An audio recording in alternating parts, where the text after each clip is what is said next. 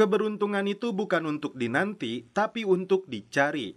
Semakin banyak kita mengambil peluang, semakin banyak juga keberuntungan datang. Kembali lagi bersama saya Stephen. Seperti biasa jangan lupa siapkan apa? Ya tentunya Kopai dan Nutbray untuk menemani kalian dalam menonton alur cerita film ini. Selamat menyaksikan dan celepot!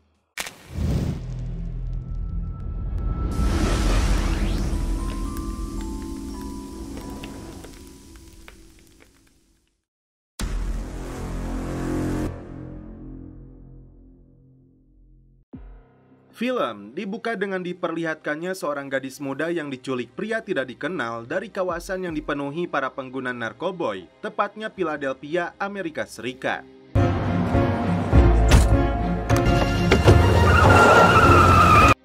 Selanjutnya, kita diperkenalkan dengan tokoh utama dalam film ini yang bernama Mickey, seorang polisi sekaligus janda beranak satu dari bocah yang bernama Thomas.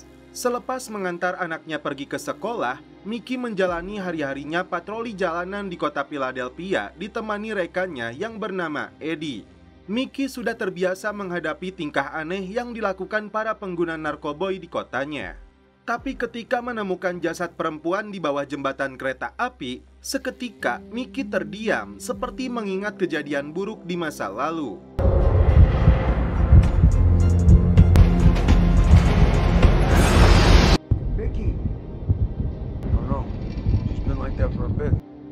Polisi lain menyimpulkan wanita ini tewas karena overdosol.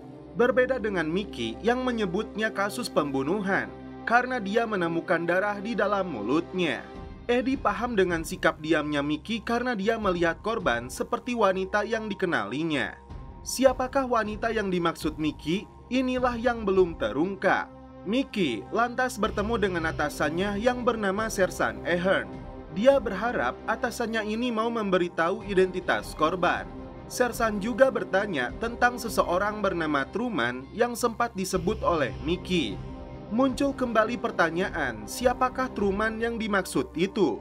Singkat cerita, keesokan harinya Mickey bertanya tentang seseorang bernama Casey kepada pemilik toko, tapi dia mengaku sudah lama tidak melihatnya. Film mundur ke tahun 2017. Ternyata Truman adalah rekan lamanya Mickey.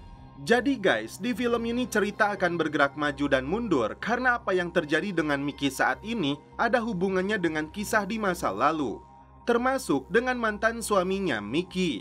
Suatu hari, tetangganya mengatakan seorang pria tampan datang ke sini untuk mencari Mickey.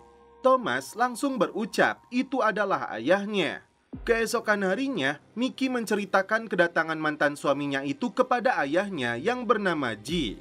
Padahal selama ini dia tidak pernah mengirim lagi uang tunjangan dan biaya sekolah Thomas. Mantan suami dari Mickey itu diketahui bernama Simon. Apakah Mickey takut Simon merebut Thomas dari tangannya? You understand? Singkat cerita, Mickey dan polisi lainnya berkumpul untuk mendapatkan arahan dari Sersan yang menyebut dua jenazah yang kemarin ditemukan itu meninggal karena overdosol seperti 1.200 kasus lainnya di tahun ini. Mickey yang tidak setuju dengan kesimpulan tersebut langsung bersuara. Alasannya karena proses otopsi saja belum dilakukan. Tapi si Sersan beralasan tidak mau menghamburkan uang pajak untuk investigasi yang dianggap tidak perlu. Tidak mau menyerah, Mickey hanya meminta identitas korban yang diketahui salah satunya bernama Elizabeth, usia 20 tahun. Korban dilaporkan hilang oleh pacarnya yang bernama David minggu lalu. Tapi korban lainnya belum diketahui identitasnya. Karena penasaran, Mickey datang ke kamar jenazah rumah sakit. Disinilah film kembali mundur ke tahun 2017. Kala itu, Truman dan Mickey mendapat laporan dari pemilik toko tentang wanita bernama Casey yang dituduh sebagai pencuri. Namun yang dicuri hanyalah kartu ucapan selamat ulang tahun. Casey ini ternyata adik kandungnya Mickey. Pantas saja sebagai seorang kakak, Mickey sangat khawatir. Tapi setelah melihat wajah dari jenazah tersebut, ternyata bukan Casey adiknya. Menurut hasil pengamatan dokter Aura, jenazah wanita ini bukan meninggal akibat overdosol, persis seperti dugaan Mickey. Apalagi ditemukan 3 mayat dalam 4 hari. Apakah salah satu dari mereka telah dibunuh? Itulah yang ingin diselidiki Mickey agar tidak muncul korban berikutnya. Singkat cerita, Mickey mencari informasi tentang David dan Elizabeth dari para pengguna narkoboy yang tinggal di dalam tenda. Setelah menemukan si David, polwan ini bertanya apakah ada seseorang yang mungkin bisa saja menyakiti Elizabeth. Meski polisi lain menyebut pacarnya tewas karena overdose. Mickey sempat melihat tisu bertuliskan 7 brother. Lokasi yang diketahui cukup jauh dan dekat dengan bandara. Eddie sempat tidak setuju dengan penyelidikan yang dilakukan Mickey karena itu tugas detektif. Tapi Mickey punya alasan tersendiri karena sersan mereka saja tidak peduli. Tak jauh dari sana, Mickey memanggil wanita bernama Paula, tapi Paula langsung pergi. Singkatnya, Mickey kembali memberi pemahaman kepada Eddie bahwa dia merasa dibesarkan di kota ini dan karena itu sepatutnya sebagai polisi kita harus melindungi mereka terlepas apa yang telah mereka lakukan atau siapapun mereka. Setelah itu, Mickey meminta persetujuan atasannya agar dia ditugaskan seorang diri meminta Eddie dipasangkan dengan polisi lainnya. Bukan karena masalah trauma yang terjadi di masa lalu seperti anggapan sersannya. Orang tua korban datang ke kamar jenazah yang berasal dari kalangan Chinese. Faktanya, ketiga korban yang sudah diotopsi meninggal karena dibunuh. Ditemukan kandungan insulin yang mematikan dalam sistem peredaran darah para korban. Mickey kembali termenung khawatir adiknya Casey akan mengalami hal serupa. Awalnya, Truman tidak mengerti alasan Mickey meminta melepaskan wanita ini. Setelah Mickey memberitahunya, barulah Truman tahu bahwa Casey adalah adiknya Mickey. Kini, Mickey kembali mencari adiknya melalui Paula karena sudah 1 bulan lamanya Mickey tidak pernah bertemu dengan adiknya itu. Akhirnya, Paula mengatakan Casey menghilang di tanggal 2 Oktober jam 8 malam. Melalui rekaman CCTV, Mickey melihat Casey naik sebuah mobil pick-up warna merah. Malam itu juga, Mickey mencari keberadaan adiknya itu. Mickey datang ke rumah Truman untuk meminta bantuannya. Di sebuah lokasi, terlihat mobil pick-up yang dimaksud, dan Casey berada di rumah tersebut. Mickey meminta maaf karena kejadian di masa lalu, bahkan dia tidak datang ke rumah sakit. Belum terungkap apa yang sebenarnya terjadi kepada Truman, hingga Truman tidak lagi menjadi rekannya Mickey. Tapi sepertinya Truman paham betul dan memaafkan Mickey. Film kembali mundur ke bulan Juli tahun 2014. Malam itu, Casey datang ke rumah Mickey karena hanya kakaknya ini yang dianggap masih menyayanginya. Setelah keduanya kehilangan ibu mereka, Casey merasa tidak pernah dihargai apalagi oleh ayah mereka. Mickey menceritakan masalah Casey kepada Truman yang hilang selama 6 minggu. Meski ini bukan kali pertama adiknya itu menghilang, Mickey merasa ada yang janggal. Apalagi dalam rekaman CCTV, terlihat Casey dijemput oleh John menggunakan pickup merah. Truk itu juga diduga parkir di luar rumahnya. Keesokan hari, seorang detektif bernama Davis dan Jarrett ditugaskan menyelidiki kasus kematian 3 wanita setelah ditemukannya insulin mematikan dalam tubuh korban. Karena tidak percaya kepada atasannya, Mickey memilih untuk memberitahu detektif tentang pickup merah tersebut. Selain itu, Mickey memberikan gambaran karena bisa saja pembunuhnya seorang penderita diabetes. Siang itu, Mickey datang ke sebuah rumah yang diduga penghuni di sana mengalami KDRT. Tapi setelah tiba di sana, seorang wanita dengan lebam di wajahnya mengatakan bukan dia yang menelepon, malah mengusir polwan ini. Ketika Truman mengantarkan Thomas ke rumah ibunya, tetangga yang bernama Nyonya Mahon mengatakan dia khawatir kepada Mickey dan anaknya itu. Mickey sudah memberitahu ayahnya bahwa Casey kembali menghilang, tapi kali ini firasatnya mengatakan ada sesuatu menimpanya. Tapi G kembali tidak peduli seperti biasanya karena Casey bukan sekali 2 kali menghilang, tapi dia menyebut sampai 600 kali. Kembali pulang ke rumah, tiba-tiba terdengar suara alarm. Sistem keamanan tersebut sengaja dipasang oleh Truman demi keamanan Mickey dan Thomas. Tak hanya itu, Truman mengatakan ada sistem SOS darurat yang langsung terhubung ke ponselnya jika terjadi sesuatu. Di malam hari, ketika Mickey mengecek CCTV yang terhubung ke ponselnya, tiba-tiba dia melihat mobil pick-up parkir di depan rumahnya. Ternyata hanya orang yang mengantarkan paket kepada Nyonya Mahon. Film kembali mundur ke tahun 2014, tepatnya bulan November. Malam itu, Casey dianggap tidak pernah kapok, meminta Mickey untuk mengizinkannya menginap 1 malam saja. Sebagai kakak, betapapun adiknya ini dianggap bersalah, Mickey menampungnya. Kembali ke kantor, Mickey mendapat informasi dari detektif Davis terkait dengan pickup merah yang terdeteksi kabur dari salah satu TKP di Opal Street dan seorang tersangkanya dengan ciri-ciri menggunakan kaos Wildwood. Intinya, informasi tentang pickup yang sempat diutarakan oleh Mickey ada benarnya. Tapi mereka harus terus menyelidikinya lebih dalam.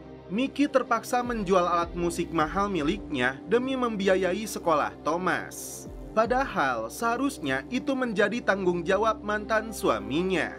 Tak hanya itu, Simon mantannya itu tidak suka ketika Thomas menghubunginya. Terlihat saat Simon mengirimkan pesan suara kepada Mickey jika dia tidak mau dihubungi oleh anaknya sendiri. Bocah ini beralasan melihat ibunya dalam ketakutan, dan karena itulah dia ingin meminta tolong ayahnya.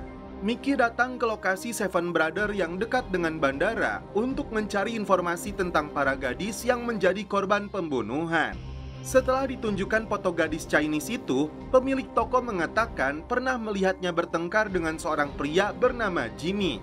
Di waktu yang sama, kantor pusat meminta bantuan semua petugas terdekat untuk datang ke TKP. Tapi Mickey memutuskan untuk mencari informasi dari bengkel las tempat si Jimmy bekerja. Sayangnya, si Jimmy sudah beberapa hari ini tidak masuk. Keluar dari sana, tiba-tiba Mickey bertemu dengan si Eddie yang beralasan sedang melakukan penyelidikan yang sama seperti yang Mickey lakukan. Karena tidak merespon permintaan bantuan dari markas, Mickey mendapat teguran dari Sersan Ahern. Di malam hari, Truman menunjukkan Facebook milik Casey.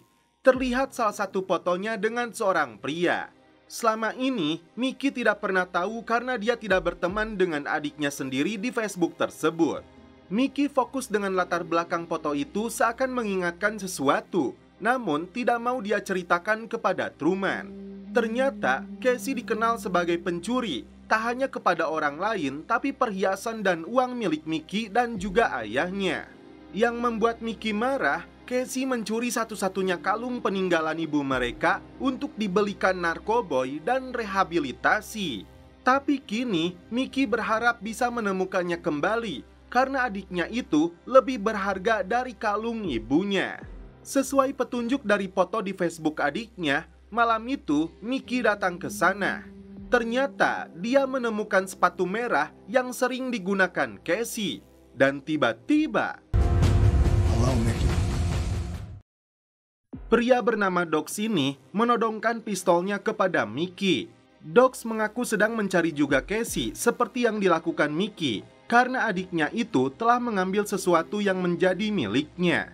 Dox sampai melepaskan tembakan peringatan agar Mickey pergi dari rumahnya ini. Meski Dox mengetahui Mickey seorang polisi, dia tidak peduli bahkan mengancam akan menyakiti anaknya jika Mickey berani mengganggunya. Jadi si Dox ini adalah kekasihnya Casey sesuai dengan foto yang ditemukan Truman di Facebooknya. Masuk ke mobil, nafasnya sampai terengah-engah meski dia seorang polisi. Wajar jika Mickey ketakutan, pria itu akan benar-benar menembaknya. Pertanyaannya, apakah Dox berbohong atau tidak jika dia tidak tahu di mana Casey berada? Mickey lalu menjemput Thomas yang dititipkan kepada G. Terungkap di sini bahwa G bukanlah ayah tapi kakeknya Mickey, dan itu artinya kakek buyutnya Thomas. Mickey menunjukkan foto ayah dan ibunya kepada Thomas. Kala itu, Mickey dan Casey masih bocah tapi harus ditinggal pergi oleh ibunya. Ayah mereka datang di hari pemakaman, tapi kembali diusir oleh G yang menuduh telah membunuh putrinya.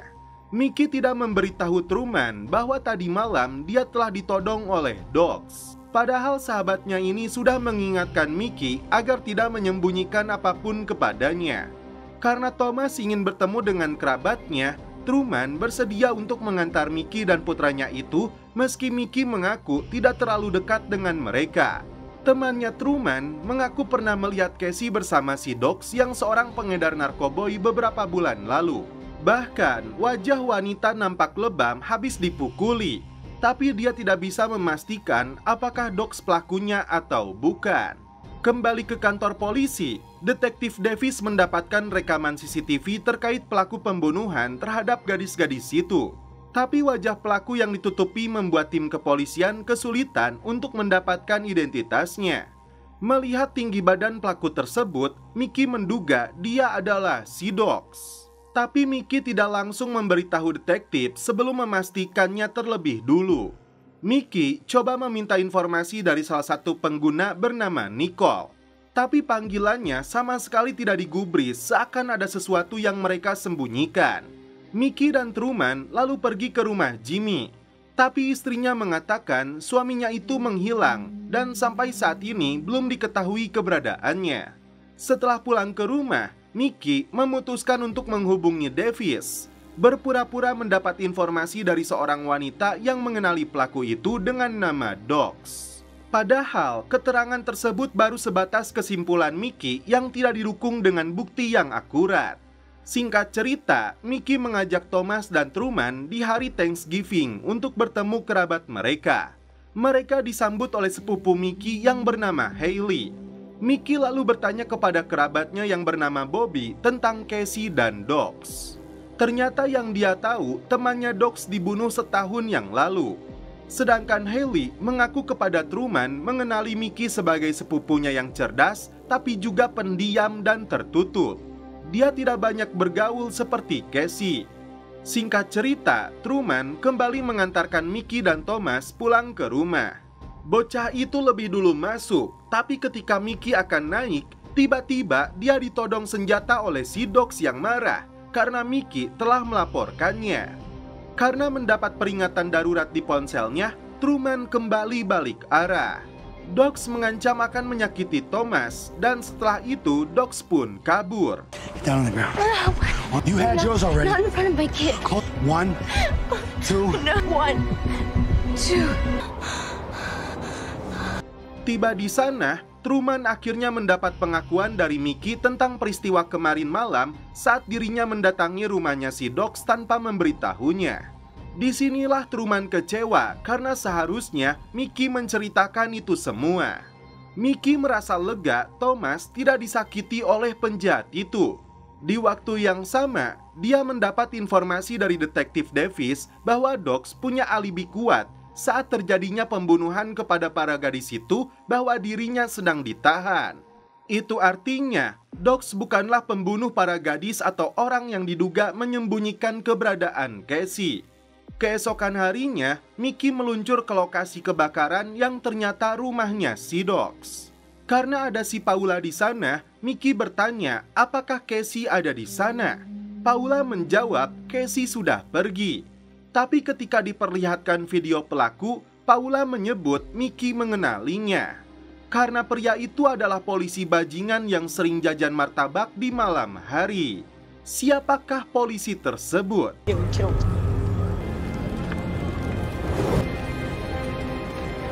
Mickey kembali menemui Truman untuk meminta maaf karena tidak jujur kepadanya. Selain itu, polisi ini memberitahunya tentang pengakuan Paula yang menurutnya tidak pernah berbohong. Ternyata, Casey dan Paula sudah berteman sejak mereka masih bocil.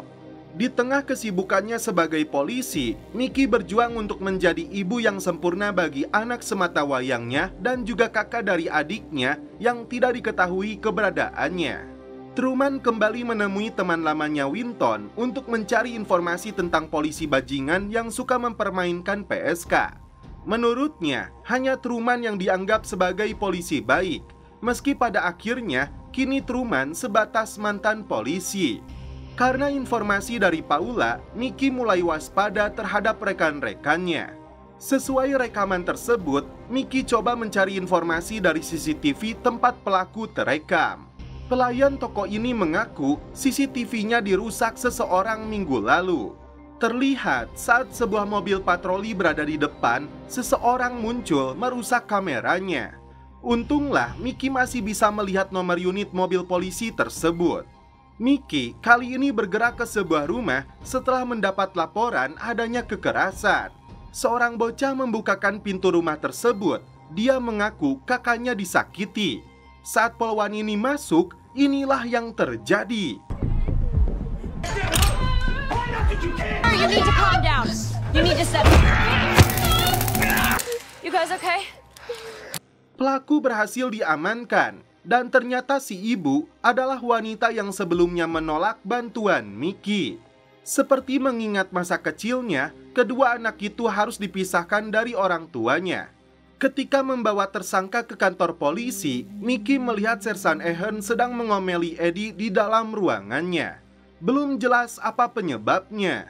Tiba-tiba, Truman menghubungi bahwa Jimmy terdeteksi memiliki rekening lain yang tidak diketahui oleh istrinya. Selain itu, ditemukan SMS yang dikirim si Jimmy kepada seorang wanita bernama Melissa. Inilah yang harus mereka selidiki lebih lanjut kaitannya si Jimmy dengan hilangnya Casey. Mickey yang masih remaja mengingat kembali kegemarannya dalam bermain musik. Berbanding terbalik dengan Casey yang sudah terpengaruh dengan minuman keras. Alhasil, Casey makin terpuruk karena merasa tidak pernah disayangi oleh kakeknya sendiri. Truman kembali membeberkan temuannya tentang perusahaan fiktif bernama SOK yang membayar Jimmy. Mickey berencana meminta bantuan Dr. Aura karena suaminya bekerja di kantor kejaksaan. Mickey lalu bertemu dengan Aura untuk meminta bantuan suaminya menyelidiki perusahaan tersebut. Hari itu, Mickey menggelar pesta ulang tahun Thomas di tempat permainan anak-anak. Di luar dugaan, Simon mantan suaminya datang ke sana. Simon ini ternyata polisi juga. Kala itu, Mickey masih muda saat dibujuk rayu oleh si Simon. Dan kini, Simon datang hanya untuk mengantarkan hadiah tanpa mau memeluk anaknya sendiri. Ji yang marah ingin memukulnya, tapi dia sudah terlalu tua. Please, Dad, no. Shitbag. You got some bullshit ever happened to that Thomas, you kid? gotta let him go. He's gotta go, okay? You wanna fucking go with me, Shane? Off the goddamn gift, and now I'm done. Saat itulah, Mickey melihat Simon datang bersama seorang gadis muda sambil menggendong seorang bayi. Hanya Truman dan Ji yang terbukti sangat menyayangi Thomas. Mickey dihubungi Nyonya Yun yang ingin bertemu dengannya malam itu juga. Mickey sempat memberitahu Truman, namun dia sedang berkumpul dengan kedua putrinya. Akhirnya, Mickey berangkat seorang diri.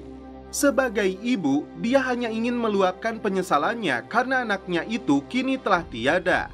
Jadi Nyonya Yun adalah ibu dari korban gadis muda Chinese yang ditemukan telah terbunuh.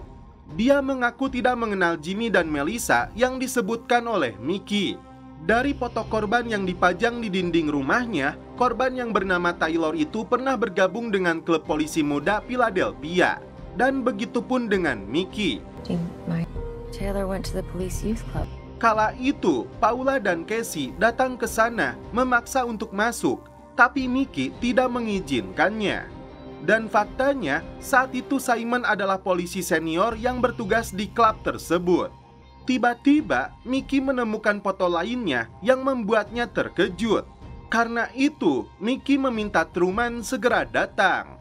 Ternyata, para korban wanita yang dibunuh itu pernah bergabung dengan klub ini. Dari mulai Taylor dan Elizabeth, mereka berdua dibimbing oleh si Simon. Sesuai keterangan dari Paula, jika pelakunya adalah polisi, apakah itu artinya Simonlah pembunuh yang sesungguhnya? Mickey mengambil kesimpulan bahwa Simonlah yang selama ini memangsa para gadis muda itu. Tapi Truman tidak mau gegabah, meski Simon layak disebut predatornya gadis-gadis muda, tapi belum ada bukti bahwa Simon sebagai pembunuh berantai. Untuk memastikan dugaannya, Mickey harus bertanya langsung kepada Paula. Keesokan harinya, Mickey bertanya kepada Ji lokasi dia bisa menemukan Paula.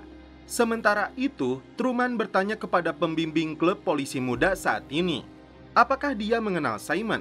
Tapi dia mengaku tidak mengenalnya, entah dia pindah ke klub lain ataukah Simon menemukan hobi yang baru. Tiba di markas, Mickey dibuat shock setelah detektif membeberkan temuan korban lainnya. Di sini Mickey khawatir korban itu adalah adiknya. Korban telah ditembak oleh pelaku yang sampai saat ini belum tertangkap. Tapi gadis itu masih hidup.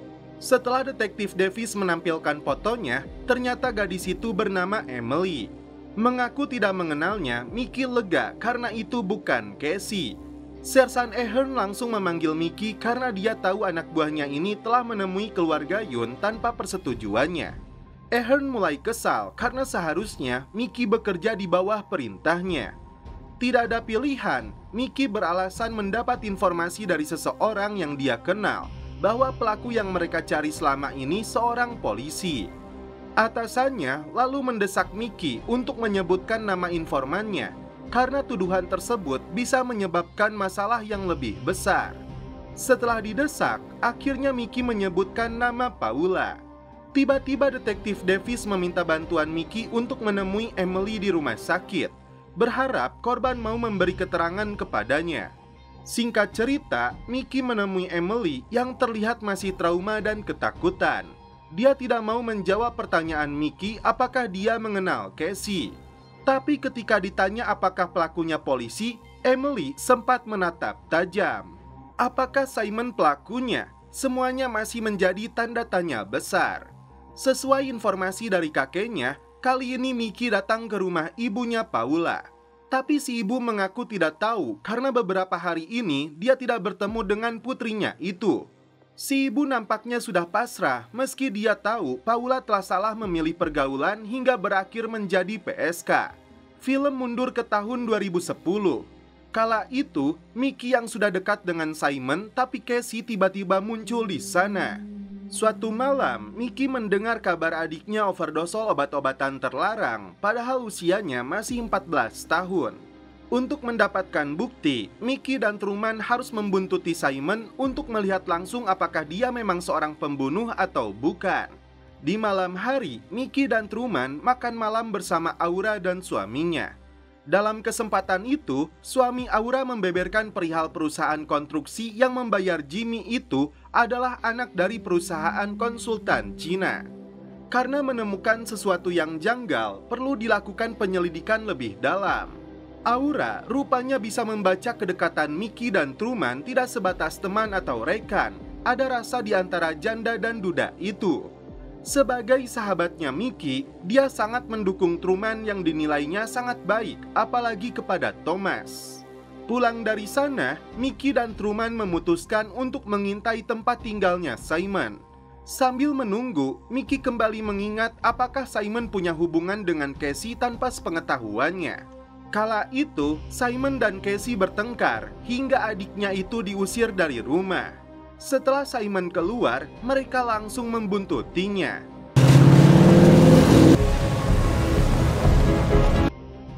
Di lokasi itulah mereka melihat seorang gadis muda bertemu dengan Simon. Khawatir Simon akan membunuhnya, Mickey dan Truman langsung mempersiapkan senjata. Namun ternyata keduanya langsung celepot.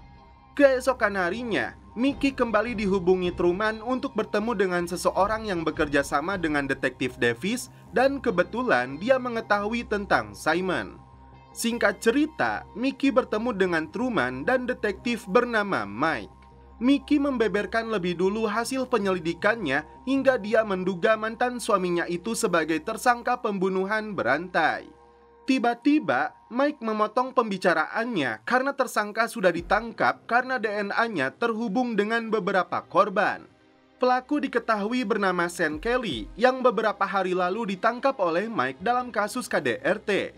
Mickey sempat tidak percaya karena fakta ini mematahkan seluruh hasil penyelidikannya yang menduga Simon sebagai pelakunya. Kembali ke rumah, Mickey terkejut mengira Thomas telah diculik. Namun ternyata anaknya itu tidur di rumah Nyonya Mahon karena pengasuhnya sudah pulang. Mickey pun merasa lega dan setelah itu mereka pun celepon. Mickey lebih dulu terbangun untuk menatap wajah Truman yang masih terlelap tidur. Hati jauh lebih damai dan tenang karena Truman selalu ada untuknya. Bahkan Truman mendukung setiap langkah Mickey untuk menemukan Casey. Berbeda jauh dengan Simon yang tidak peduli meski kala itu Casey menghilang berbulan-bulan setelah mereka berdua mengusirnya. Kembali ke markas, Mickey dipanggil oleh detektif karena kala itu Mickey dan Eddie adalah petugas yang pertama kali melihat dan menangkap Sean Kelly. Mickey lalu menemui Sean Kelly yang mengatakan tidak pernah membunuh gadis-gadis itu. Mickey lantas menunjukkan foto Casey.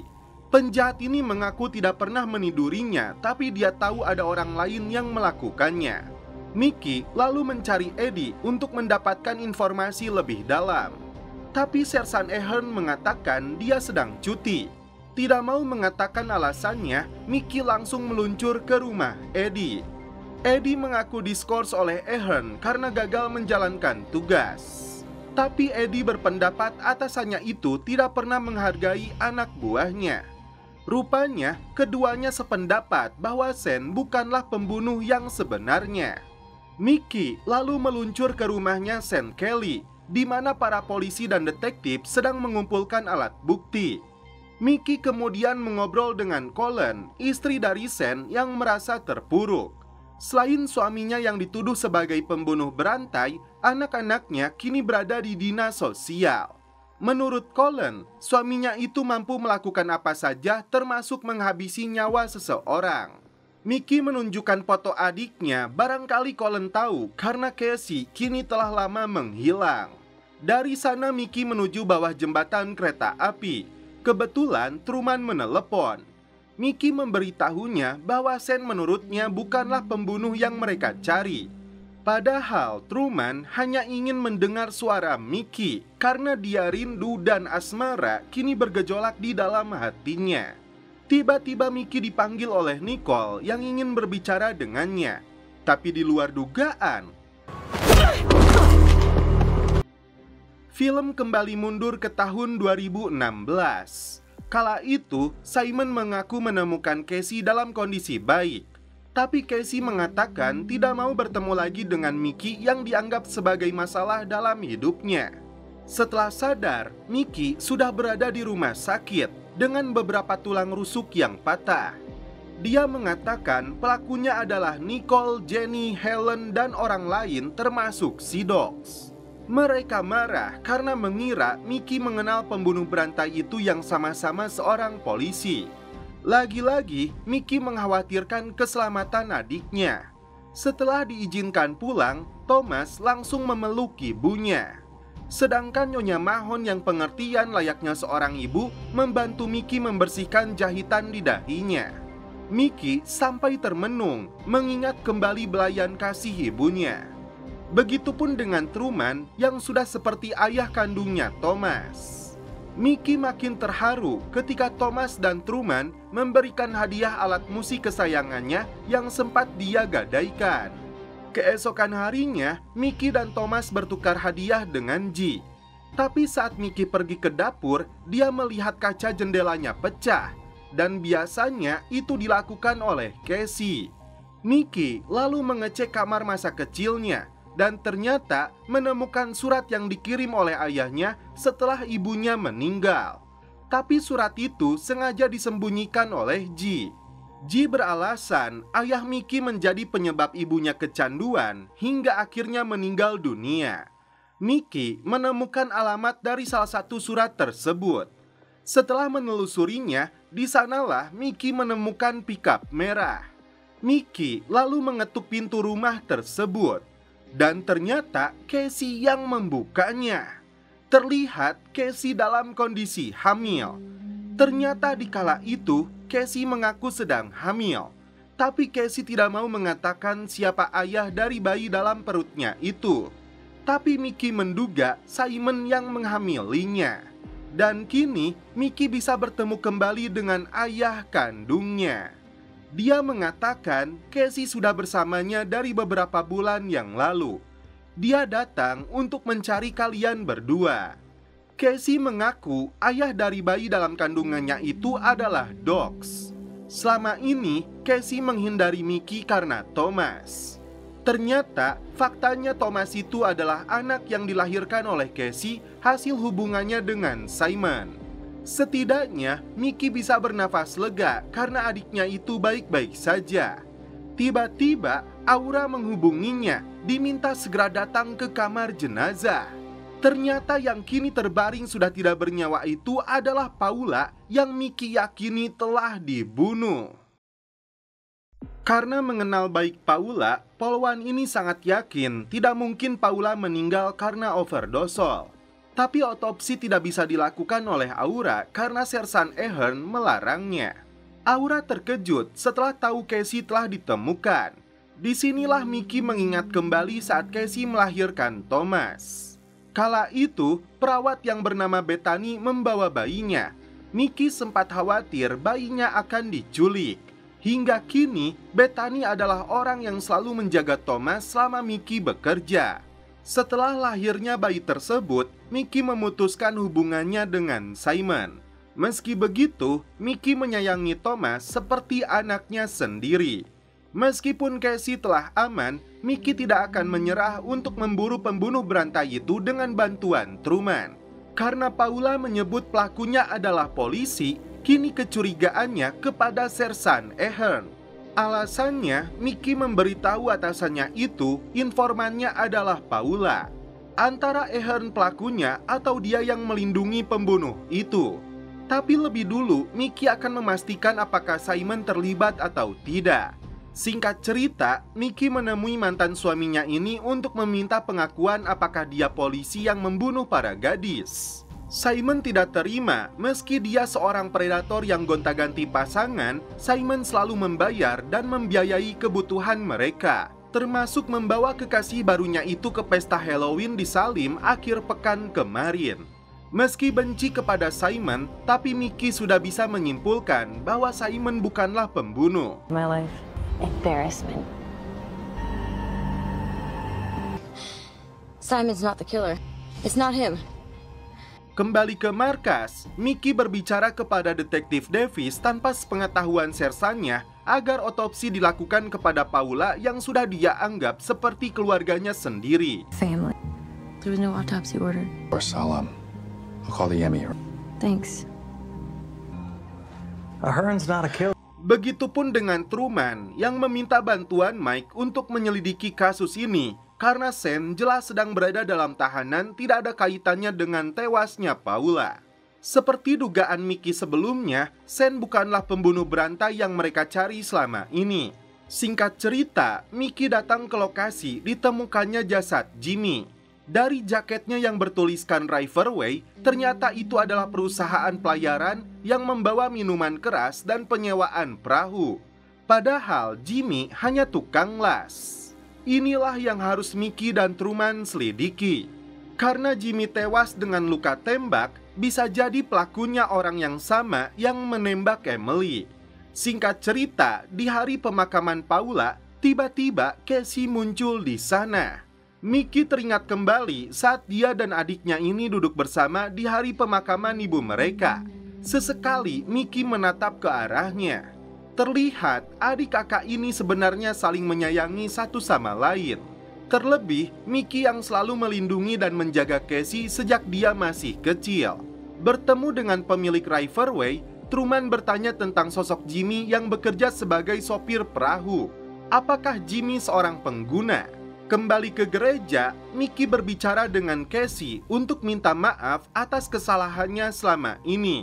Casey kini bersih dari pengaruh narkoboy, dan karena itu Mickey yang terhura berharap bisa memeluknya. Tapi Casey memilih untuk pergi.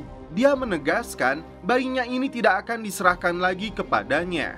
Di malam hari, Aura menghubungi Mickey untuk memberitahunya tentang hasil otopsi yang menyatakan Paula meninggal karena overdose.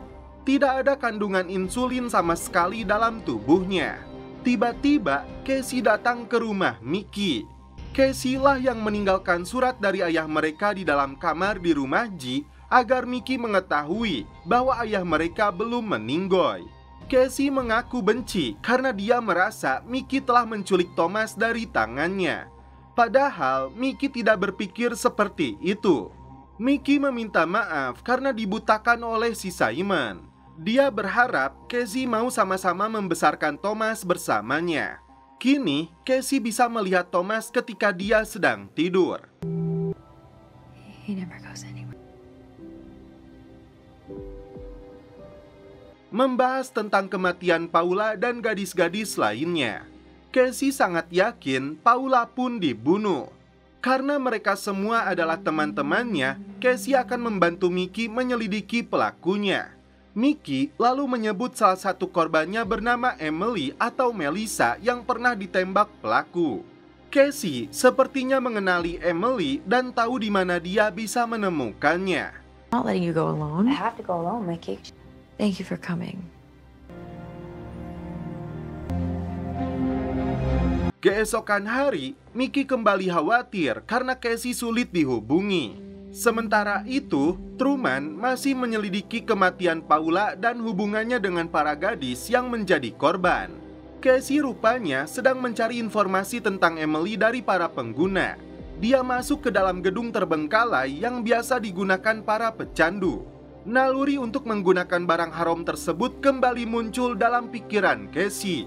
Detektif dan kepolisian mengamankan barang berbahaya berupa narkoboy hasil penelusuran GPS yang dibawa oleh si Jimmy.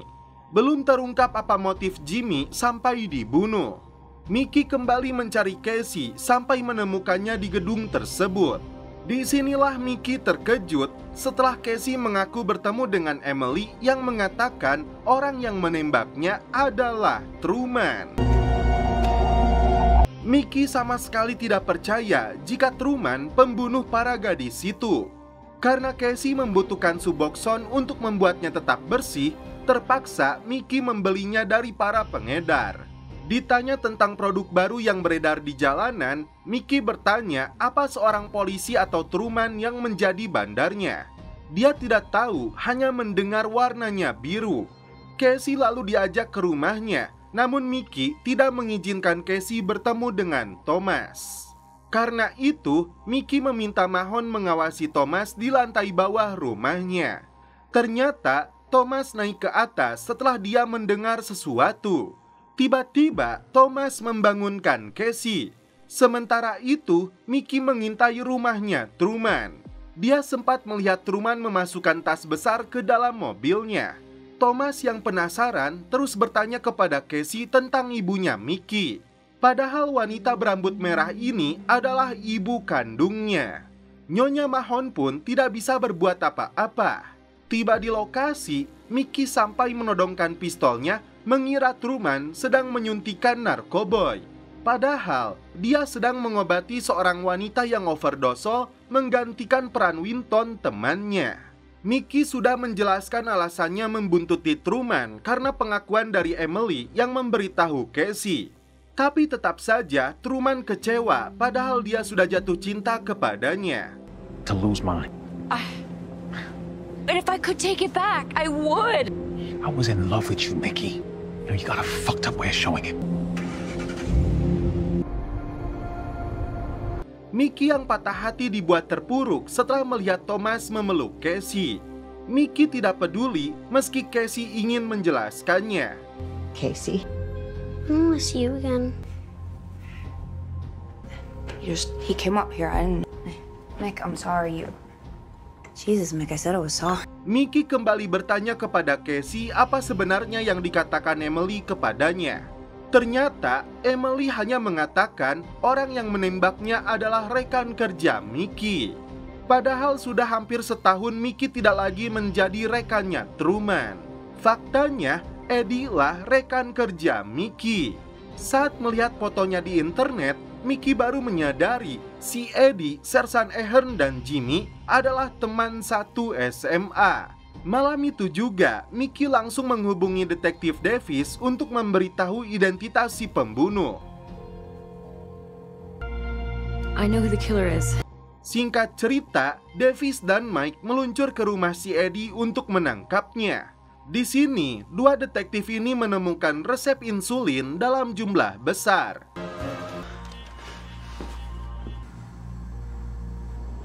Mickey kembali khawatir karena Casey kembali menghilang.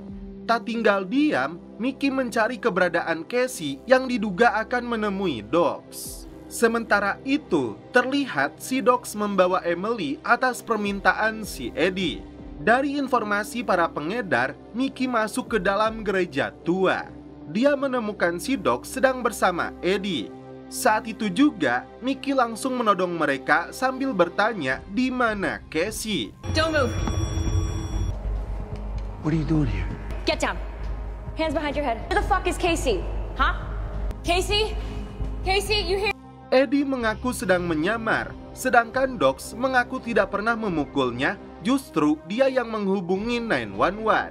Tidak percaya kepada mereka berdua, khususnya kepada si Eddie yang dituduhnya sebagai pembunuh para gadis muda. Setelah dipaksa, si Eddie mengakuinya karena dia merasa kesepian. This happened. I was lonely. Used your badge to force them to have sex with you. I swear. You got. Tiba-tiba ini yang terjadi. Did to those women? They barely mentioned it at roll call. Well, nobody else did neither.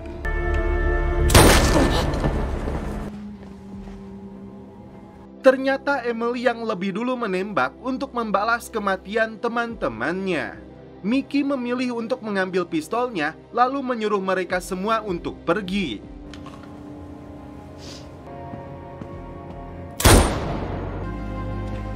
Everybody needs to...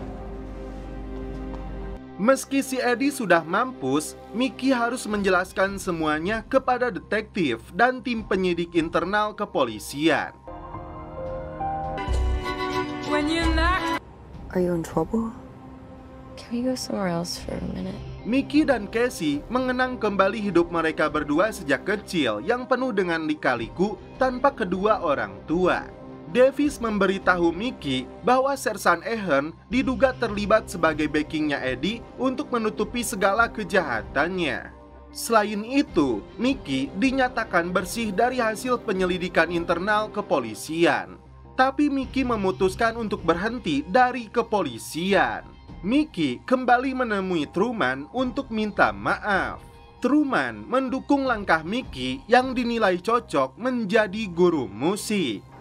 You're right, you know. Should have been a music teacher. And fine. Akhirnya, Casey melahirkan anaknya. All the babies in here. Do you think they'll be okay? Namun setelah itu, film pun berakhir. Oke guys, terima kasih yang sudah menonton sampai episode terakhir. Salam percelopotan duniawi. Keep enjoy.